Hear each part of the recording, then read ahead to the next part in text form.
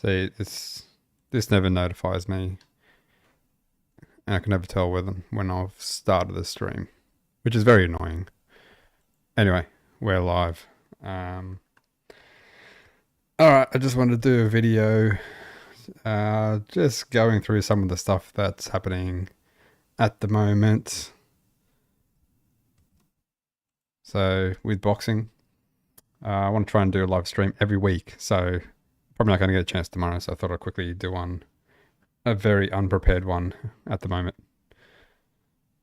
Alright, let's first go on to Tszyu and Sebastian Fundora and see where that is currently at. So last time I spoke about the fact that Sebastian Fundora is out for 6 months.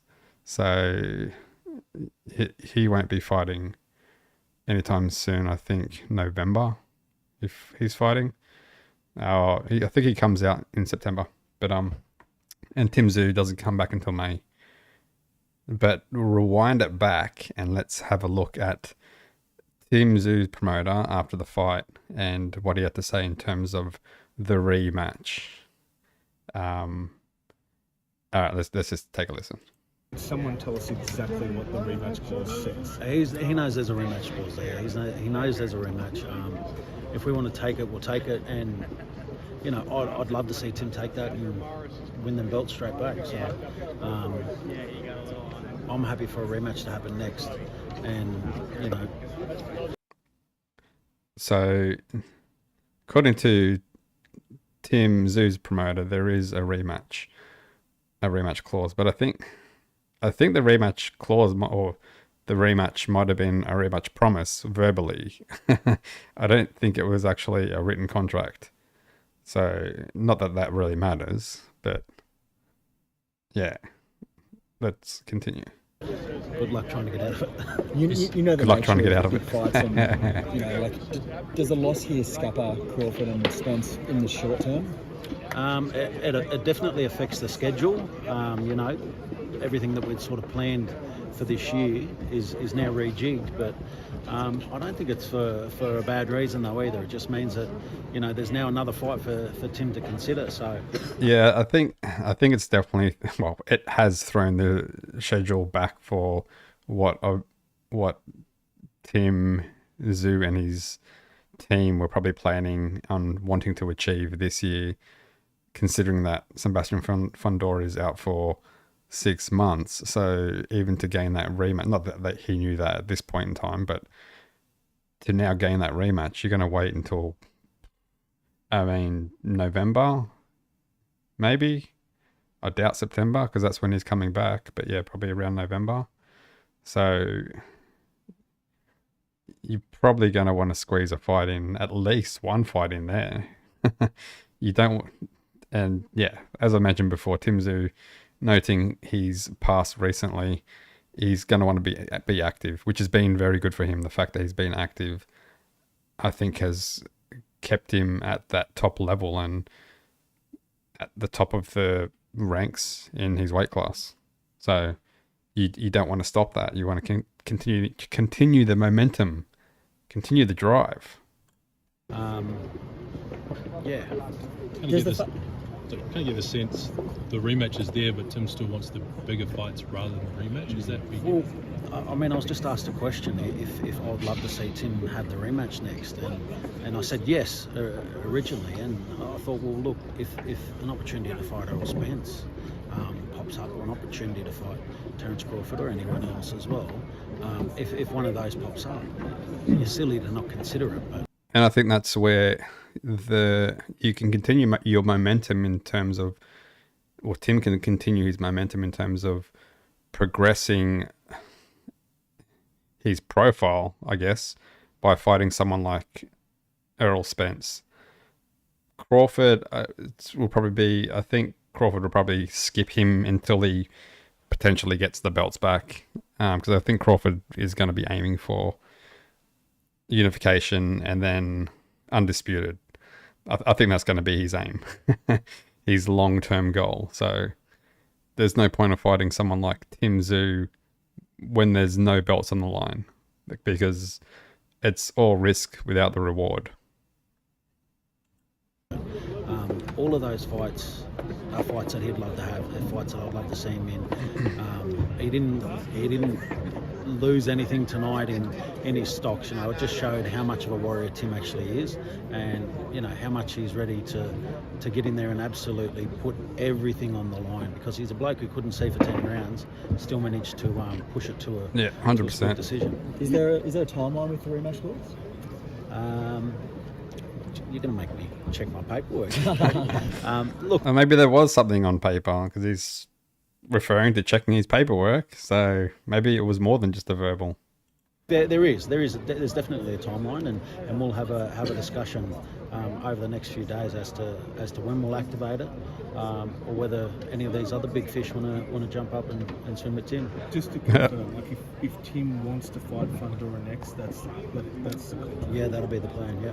And over here. Well, that's still up in the air. You know, that's we've been able to put on great shows back home in Australia. The opportunity to fight here in Las Vegas, we're really excited about. We'd love to come back here again. So now the location's going to be a big thing. I don't think it'll come to Australia. I think it will stay in the States. And now that people have had a glimpse of that fight, how bloody and messy it was, people will want to run it back and see it again and see how it turns out next time. So there's probably more interest in that fight happening again. But we're open to wherever it lands. Georgie, this isn't a loaded question, but do you regret at all taking that fight now on such short notice? I know it was unlucky that cut, but... No, not at all. I mean, you saw what I saw for them first 2 rounds. That fight was Tim. I don't think that is even a factor in the fight. The fact that he took it last minute. Yeah, it's definitely a risky thing, because you're fighting someone completely different to the fighter that you're going to fight, and someone that's a lot taller. But I don't think that really made a difference until the cut. Once the cut happened, that was the only thing that changed the fight, and the main reason, well, it was the reason why Tszyu lost, because if he didn't have that cut, I don't think he would have lost. I mean, it's possible he could have, but I couldn't see it just from those 2 rounds and how much he was dominating. So taking it short notice, I don't think is it didn't end up being a factor, I don't think. It was just that cut. Tszyu's fight. If he wasn't blinded by the blood, it definitely ends early in Tszyu's favour. Yeah, How proud I think are so you of too. that performance? I'm very proud. Look, he talks about being a warrior. He talks about, how hard he wants to push himself. He showed that out there. He showed that. And, I've got nothing but respect for him and his team for the amount of work that they put in, because he was so prepared for that fight. A freak accident. Anyway, this was after the fight that they interviewed Tszyu's promoter. So, and let's go on to Sebastian Fundora's promoter straight after the fight and what he had to say. All week you said that Fundora was ready. What does tonight's performance of him prove? What I say, he was ready and he will win. The only thing I thought that he would knock him out, but I think So he thought he was going to knock him out. And he would get the rematch, I but not couldn't say that. in this moment. Now I need to maximize the most money for the fighter. So if Fundora if he couldn't knock him out with Tszyu being blinded for 10 rounds and blood streaming down his face for 10 rounds, and Tim rushing in because he knew that I've got to do something from at the start, when it started happening, when it started pouring into his eyes, you could see he was starting to rush it and getting caught with some shots. So if Sebastian Fundora couldn't knock him out with blood streaming down his face into his eyes for 10 rounds, then I don't see him knocking him out without blood, blinding him for 10 rounds. So I think this is going to give Tim more confidence if they do rematch, because he's just going to be like, well, he couldn't stop me, and I couldn't really even see. So when I can see, I'm going to do a lot more damage to him. So it's going to be an interesting fight if it happens again. And I believe he deserved it. Is that Errol Spence Jr.?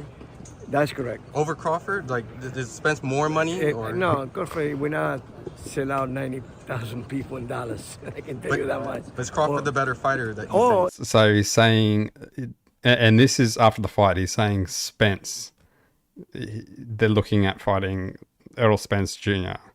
over Crawford because Errol Spence Jr. is the bigger money. So this is his words after the fight. yes, but you know, like everybody wait, like Benavides wait.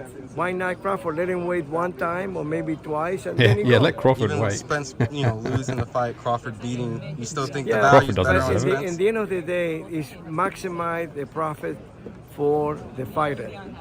And it'd be stupidity for me not to do that for him. So safer for Spence. And besides that, boxing is business, as Mayweather, as everyone. So would you say, not saying Spence is easy, but maybe more money, maybe get some ready for the Crawford fight, maybe in preparation? I believe that this one of the point that, well, Spence is a really good fighter anyway, especially in So here they're just like dismissing a rematch with Tszyu at this point. He's just dismissing it and talking about Errol Spence over Crawford, and then Crawford maybe after that. And yeah, just not even considering Tszyu at this point. 54. So I believe that he will have a shot, but now we need to wait like it make to weigh others. That is the boxing world. It's not only one way, it's two way. How do you think Spence and Fundora match up? What do you think happens? So, but even with that, because Terence Crawford has initiated his option to be the mandatory fighter as the WBO title holder in that lower class. So he's initiated being the mandatory. So that means even if Sebastian Fundora if he was to fight Errol Spence, then that means he'll have to drop the belt. He'll have to drop the WBO belt and only fight for the WBC. So, like, you're just disregarding the belts and just like, well, you become unified. Now let's just drop one belt and fight Errol Spence for what you think is more money. In that fight? Now you want to enjoy. We're going to the Hall of Fame now, and All right, so that was him speaking after the fight. Let's fast forward it and see what he has to say. I don't know, what was it, a few days, maybe a week later on after this interview. And we go to Deep Waters for Pro Box TV.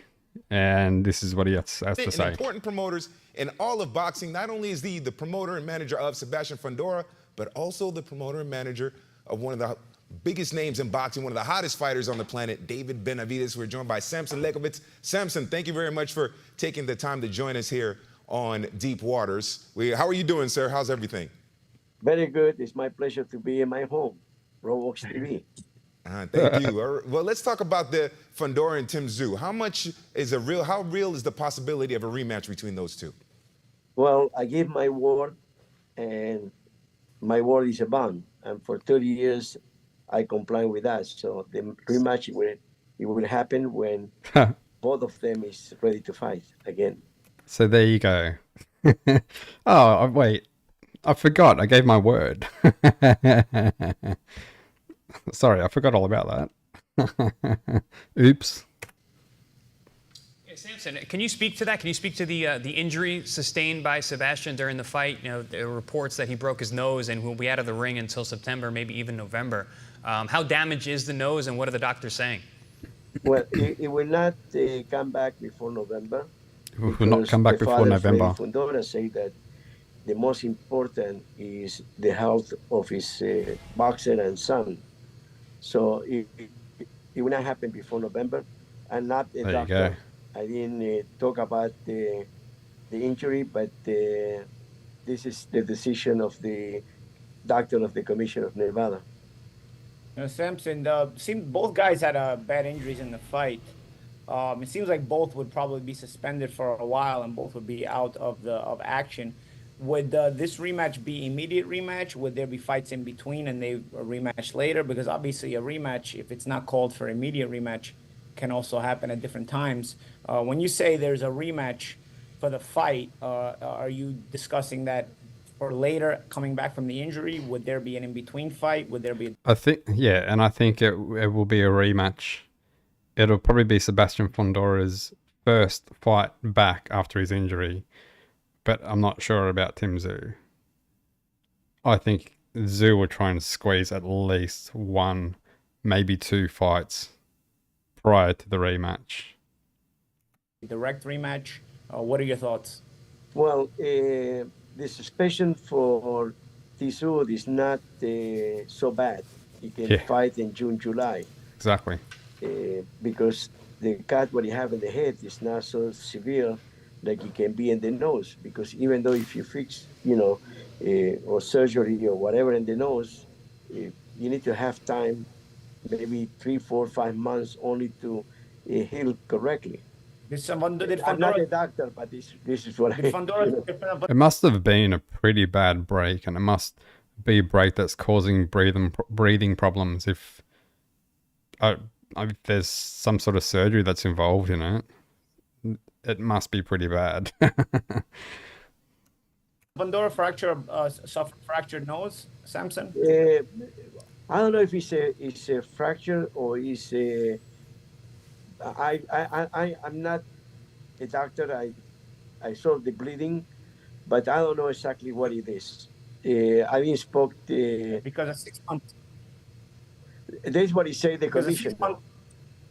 Yeah, because a 6-month suspension for a nosebleed, I'm assuming it has to be fractured for a 6 months. I mean, I think so. 6 months for a suspension for a nosebleed is not normal unless there's a fracture. I'm assuming.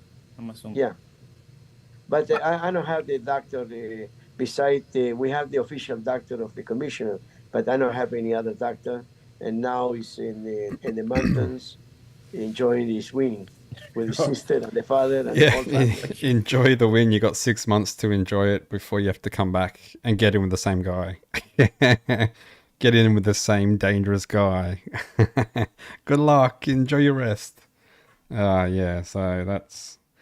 And I wonder, like, how bad it actually is. And it's if he's suspended until September, does that mean recovery-wise he could be not training up until that point?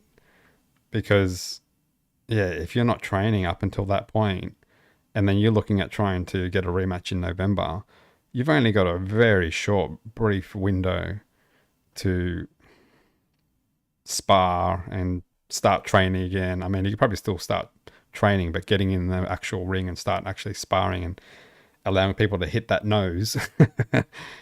Yeah, so I think it's going to all depend on the recovery process and how long it's going to take. And maybe that's why it's that long suspension, because maybe he needs to get surgery and that repair time is going to be that long. I don't know. I'm just guessing. Anyway, wait and see what happens with this. It's on the back burner, and looks like we're going to see what happens towards the end of the year with this rematch. All right, let's move on to Mike Tyson and the Jake Paul fight, or exhibition. It's not even a proper fight. All right, so I was just going to listen to some Joe Rogan in talking about his thoughts on Mike Tyson fighting Jake Paul. There's certain people that are just crazy, man. Well, speaking of Mike Tyson, there's a lot of people that are crazy. These people that think that he don't stand a chance against Jake Paul, that like this shouldn't even because he's too old. I was like, I think you're crazy. Well, they're definitely uninformed. Yeah. Because here's the thing: he is 57 years old. He will be 58 when he fight. He has had a long fighting career. He has been knocked out by massive men like Lennox Lewis and Evander Holyfield. He's had a lot of blows, and it's long past the time. Yeah, that age factor is a massive factor. It is a massive factor. Yeah, 57? He's going to be 58 when he actually gets in there. I think the fact that it's going to be an exhibition. Well, apparently it's not really going to matter. because Tyson was saying it's going to be with normal gloves and all that. But I think Tyson will display some good skills, especially for his age. But Jake Paul's definitely going to have that youth on his side. Not that he's, I don't know, it's kind of almost an even fight. Even with him being that old, like, yeah, almost see it even.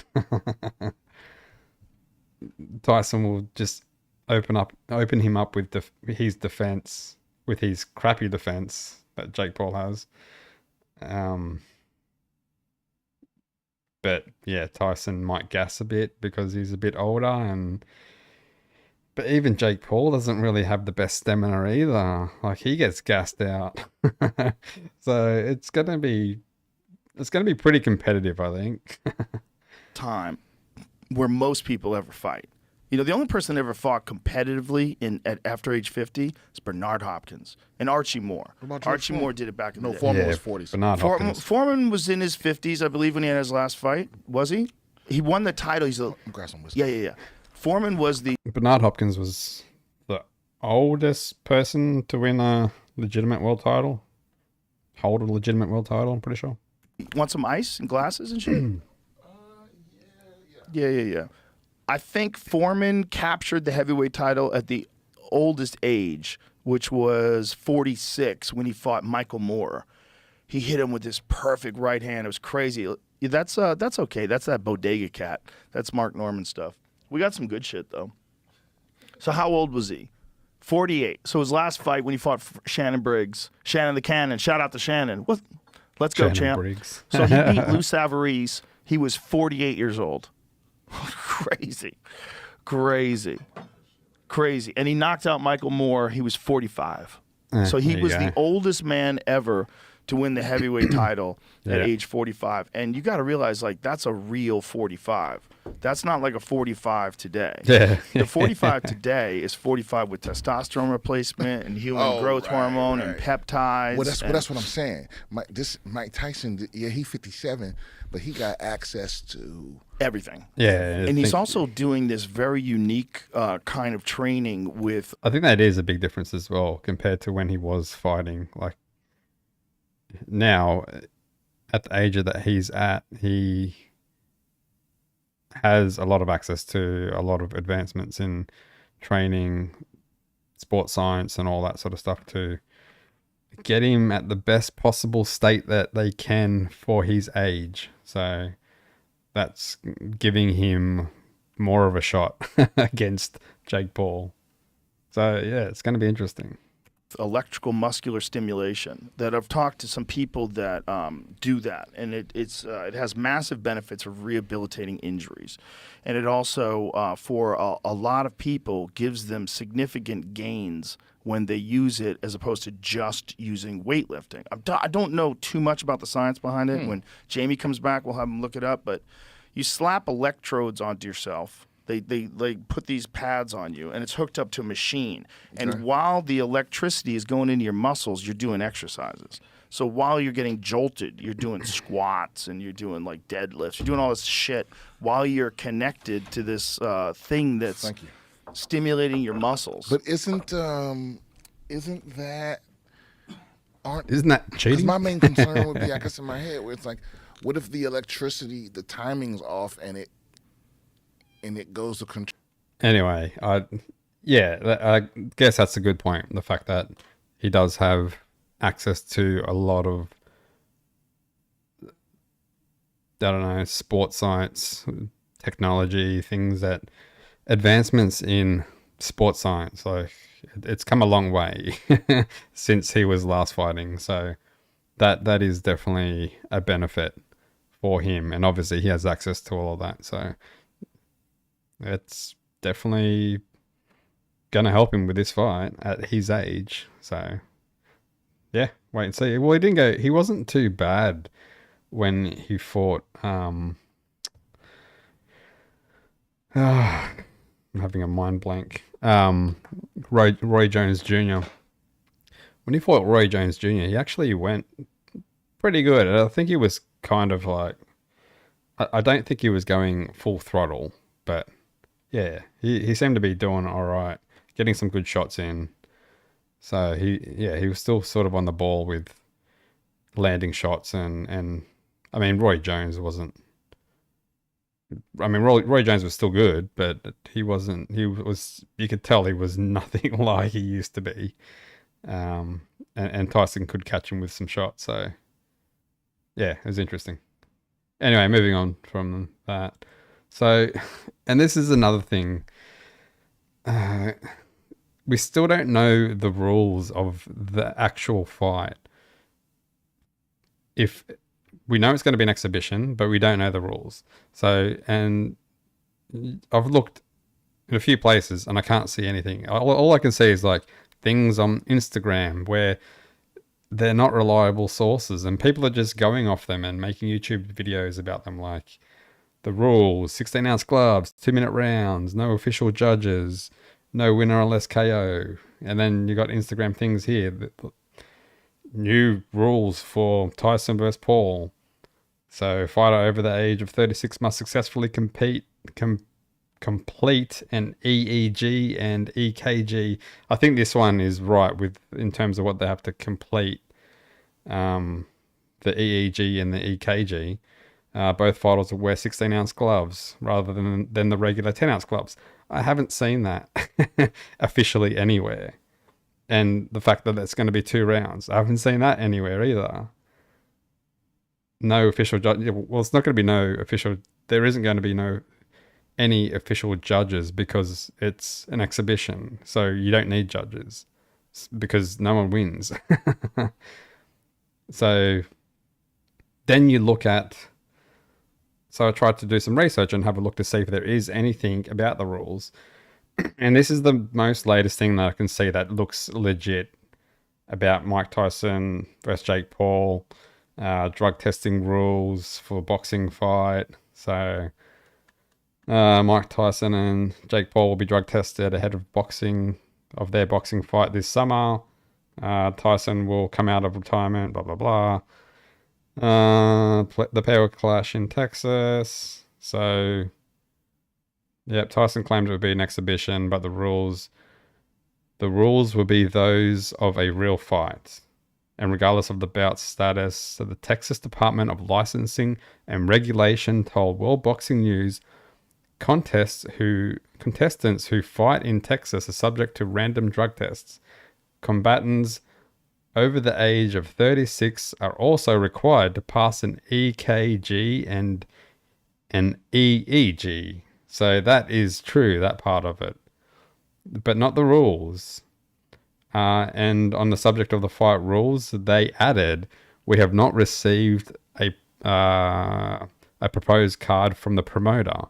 So we have not decided whether the contest between Mr. Paul and Mr. Tyson would be a professional fight or an exhibition.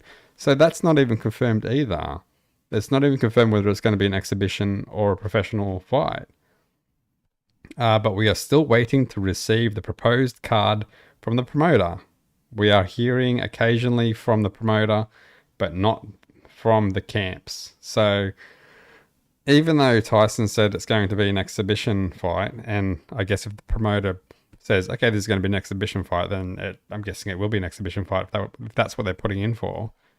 But there is still that option for it to be a professional fight, I'm guessing, from what they're stating here. And there is nothing set out in the rules at this current point. And this was put up today. This is updated today. So this is not old news. This is current stuff that's happening now. This is current news, up-to-date news about the fight. And this is coming from a legitimate source. So these Instagram things that you see that state the rules, and like, where's their credibility? There is none. So don't believe this stuff. And I won't make a YouTube video based on some post that some random person put up stating the rules. Anyway, so this is Tyson recently coming out, walking, I don't know where he was, some sports show ahead of the Jake Paul fight with no shirt on. I don't know why he doesn't have a shirt. Maybe he just wants to show his physique coming up to the fight. But anyway, let's get a glimpse of how fit he's looking at this current stage. Hey, Mike. Mike, how do you respond to fans who want your Jake Paul fight to be sanctioned? No interviews. Oh, why not? Not today. Not today, buddy.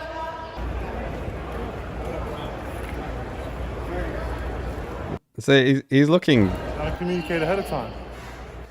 He's looking pretty fit for his age. But yeah, for his age. Like, he's... But even when he had that exhibition with Roy Jones, he was looking pretty fit. Nowhere near as fit as he used to look, but that's what you expect for his age. I think he's looking fit enough to be able to put some decent blows onto Jake Paul. So, yeah, anyway, that's a glimpse of how his training's going and the physique that it's showing. Moving on. So, Lomachenko versus Kambosos coming up on the 12th of May. This one has gone under the radar. I haven't really seen much of this at all, apart from when they initially announced it and did their press conference, and then it was just radio silence. And it's like, whoa, this isn't that far away. So now they've done another press conference, so I haven't heard this yet, so I thought I may as well listen to it and talk on it a bit. Let's have a look. This gives me my redemption. Yes, I've been in the big fights. I've fought the best. I've won the big fights. I've lost the big fights. But for me, this is legacy. This is not about anything else. This is not about money. This is not about winning another world title. And this is the same for Vasily Lomachenko. He has made money. I have made money. He has won belts. I have won belts. This fight is a legacy. Two orthodox warriors coming together for a big, big fight. And I think our careers are both on the line here. Hall of Fame is on the line here. Legacy is on the line here. And I believe this is my destiny. The way this has happened, this is a different Kambosos that we'll see on May 12th. You mentioned I don't... Yeah, I think he's right with everything that he says, that it is... Their careers are definitely on the line, because if Lomachenko loses to Kambosos, I think that's it. If Kambosos loses to Lomachenko, yeah, I don't think his career's over. He can continue on because it's Lomachenko. And then Kambosos goes on to say that he's a different Kambosos. I think he said that in the last fight against Haney. But the problem with Kambosos is he leaves himself open way too much. And I think a fighter like Lomachenko is just going to expose him just like Devin Haney did. He leaves that left hand down, and Lomachenko is just going to hit him with jabs all day and come in with shots and just catch him all day. That's the way I think it's going to go. And yep, Kambosos is tough. He'll probably take the shots, and it'll probably go the distance, and it'll probably be a decision to Lomachenko. That's the way I think it'll go.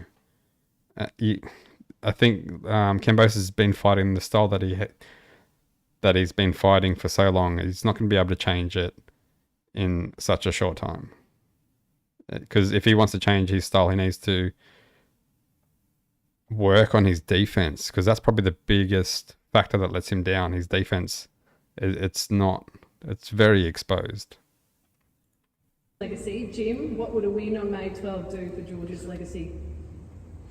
Well, obviously, he'll be known as the Australia's greatest fighter ever and Hall of Fame. Australia's greatest fighter ever. Yeah, legacy's a big thing for George. He's fought the greatest guys, as we all know, but Vasily Lomachenko, he is one of the greats. No one's going to turn around and say anything bad about Vasily, and this is why we're so eager for this fight to take place May the 12th here in Perth, RSC Arena.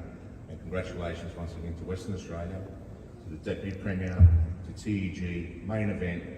I think Lomachenko this is just a fight to grab one of those belts and work his way back to potentially fighting for undisputed, since Haney's left the division. So, and he he's got to do it quickly because time's getting against him. He's getting older. He needs to start getting these fights for these belts to become undisputed, because I think that's his goal. He wants to be undisputed.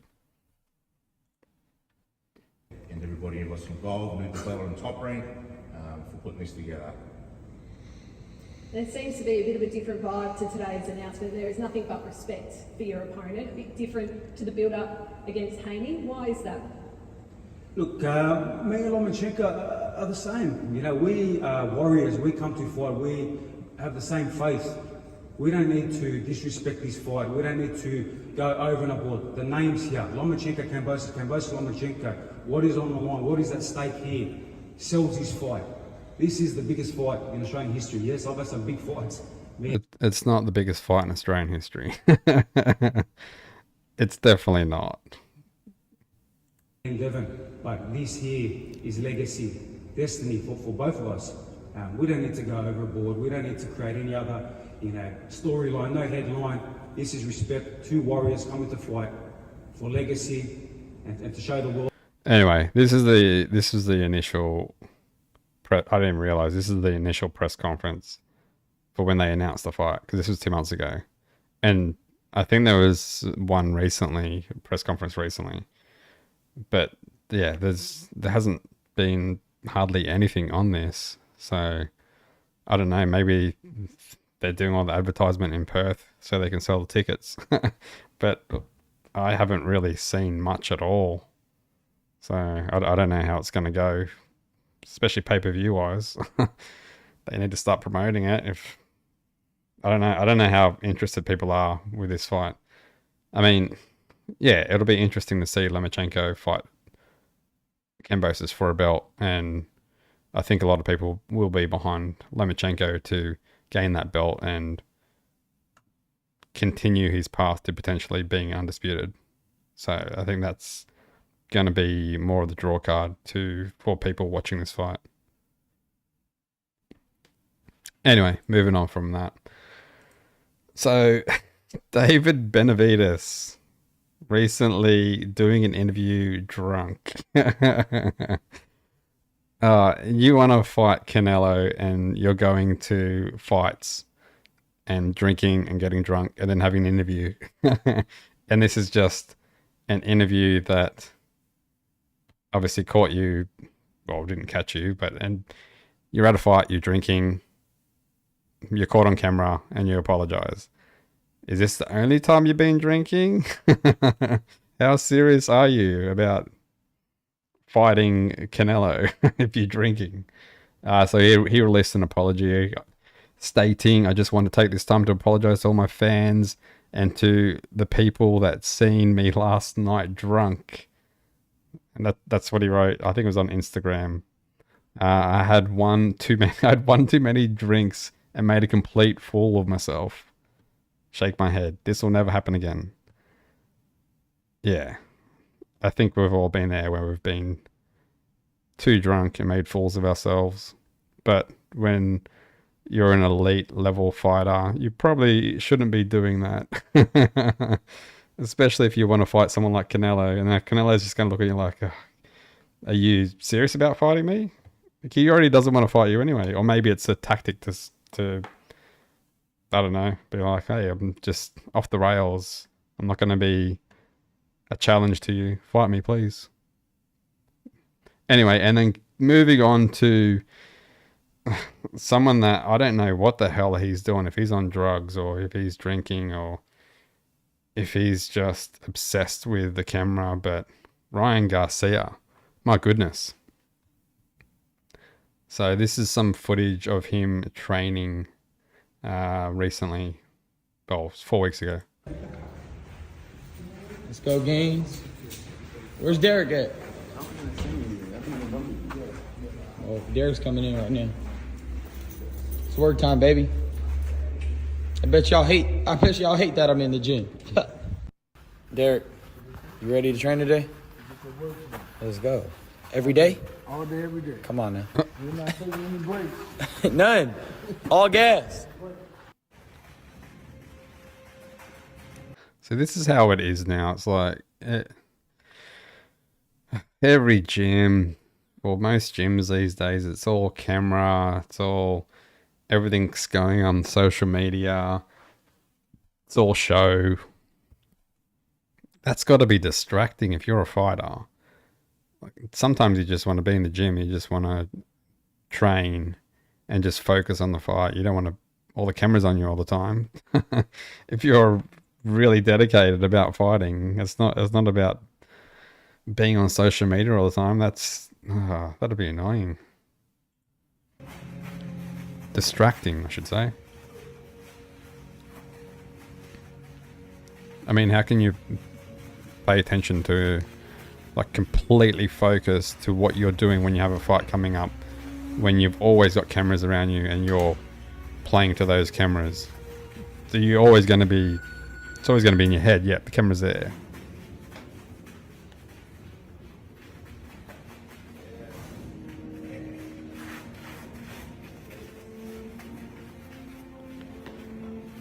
Anyway, it was a certain part of it that was just stood out to me when I was watching this. Well, a couple of parts. So this here, like, he's just looking at the camera. How are you focused at this point in time when you're just watching the camera? You're not even looking at the bag. You're not even training properly. You're just showing off.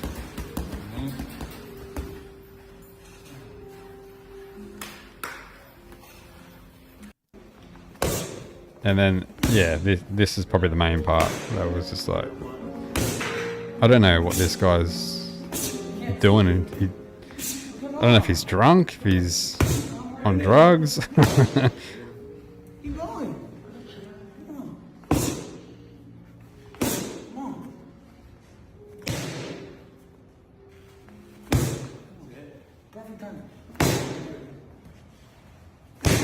Alright, it's this bit here. So he's not even balanced. Look at this and watch him when he walks away. That looks like me if I'm in a pub and I'm walking out at 3 a.m. Unsteady on my feet. Not being able to focus right. Walk properly. And look at that. I don't know. That just sort of stood out to me. It just looked very, very odd. Yeah. Anyway, I don't know. Last thing, I think I'll talk on this and then I'll end the stream because I'm done, I think. So WBC wants to avert potential catastrophe. The WBC president wants to avert potential catastrophe. I can't even speak properly. Catastrophe. Let's say that again. The WBC president wants to avert potential catastrophe.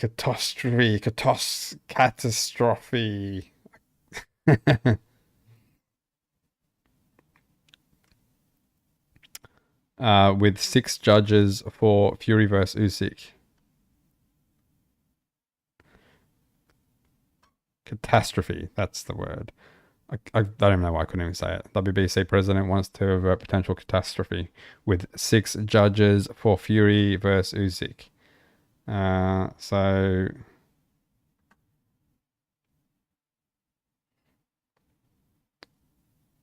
everyone seems to be comfortable with the usual way resident to change, the World Boxing Council president told Boxing Scene on Thursday.